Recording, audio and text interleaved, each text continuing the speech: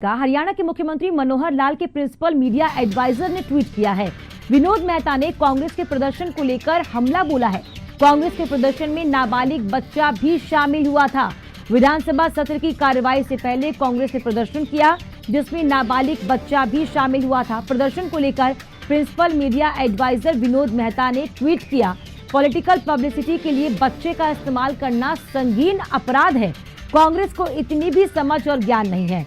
विनोद मेहता ने ये ट्वीट किया है, पॉलिटिकल पब्लिसिटी के लिए तीसरी क्लास के बच्चे का इस्तेमाल किया गया है। जुवेनाइल एक्ट कांग्रेस के राज में ही बना और उसके बाद इस तरह की जो तस्वीर है वो देखने को मिली है, जहां बच्चे को भी इस प्रदर्शन में शामिल किया गया है। कांग्रेस के प्रदर्शन में नाबालिग बच्चा भी शामिल हुआ, जिसको लेकर ये ट्वीट किया गया। विधानसभा सत्र की कार्रवाई से पहले कांग्रेस ने जो प्रदर्शन किया उसमें बच्चा भी शामिल हुआ था।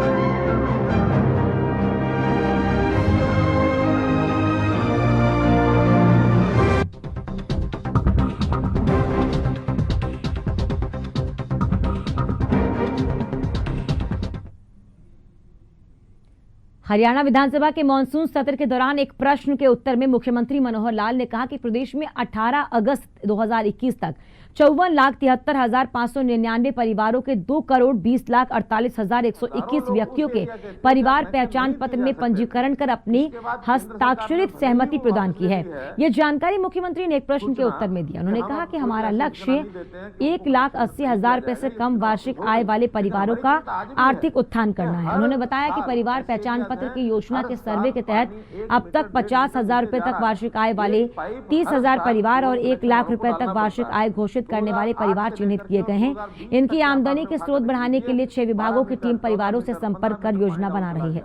अगर इसको हमने नहीं रोका तो निश्चित, क्योंकि अभी ये इन प्रोसेस में है, ये सारी जो प्रक्रिया है प्रोसेस में है।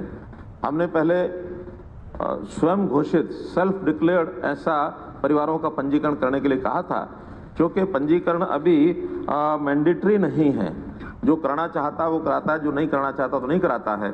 लेकिन तो भी अभी तक लगभग 2 करोड़ और 51 लाख लोग जिसमें सिटीजन जो है उससे पंजीकृत हुए हैं। मैं मानता हूं कि अभी भी 10% परिवार ऐसे होंगे जिन्होंने अभी अपने आप को पंजीकृत नहीं कराया होगा।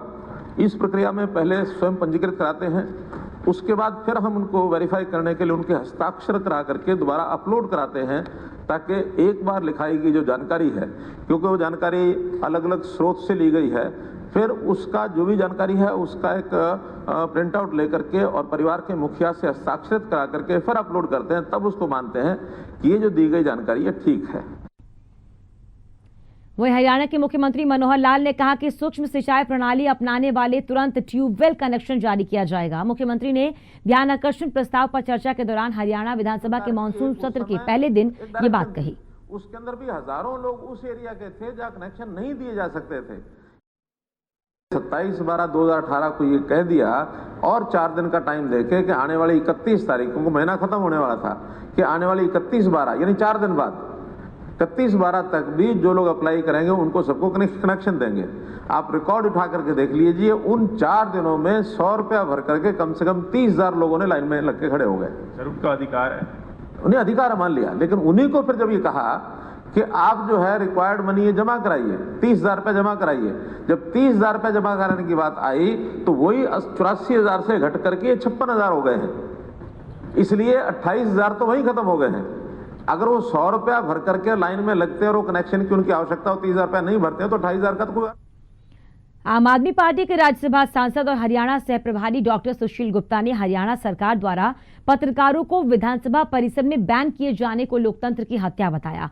उनका कहना है कि पहले तो केंद्र में बैठे मोदी की सरकार पत्रकारों को रोकने का काम करती है, वहीं अब हरियाणा की भाजपा और जसपा सरकार भी उसी हथकंडे पर चल निकली है। उन्होंने सरकार से इस बेतुके फैसले को तुरंत वापस लेने की मांग की।